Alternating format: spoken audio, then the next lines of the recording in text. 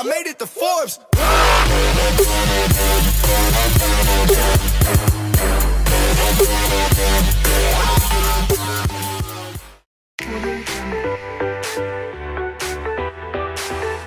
Siyempre yung nagtatrabaho kasi makikita mo yung pinaghirapan mo na isa sa katuparan mo din. And at the same time, nagtatrabaho ka na, kumikita ka para matulungan mo yung parents mo.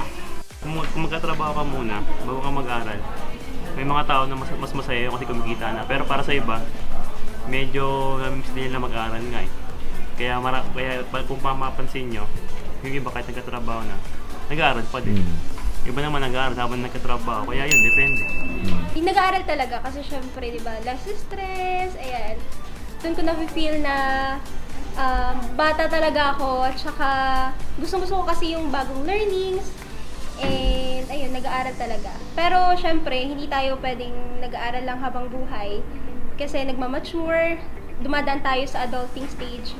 So, ayun. Pero pinipili ko pa rin nag-aaral. Para sa akin, mas masarap magtrabaho.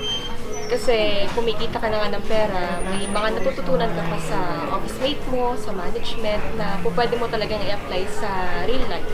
Pero mas masarap yung magtrabaho. Kasi by that, yun nga, kung may earnings ka, may savings ka. And at the same time, yun, yung sa savings mo, yung sa earnings mo, nakakatulong ka sa parents mo at sa mga taong kailangan ka.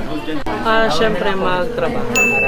Dahil siyempre kumikita ka ng sarili mo, then at the same time natutulungan mo yung family mo sa kanilang pangailangan, syempre, and then makakabili ka din ng needs mo para sa sarili mo.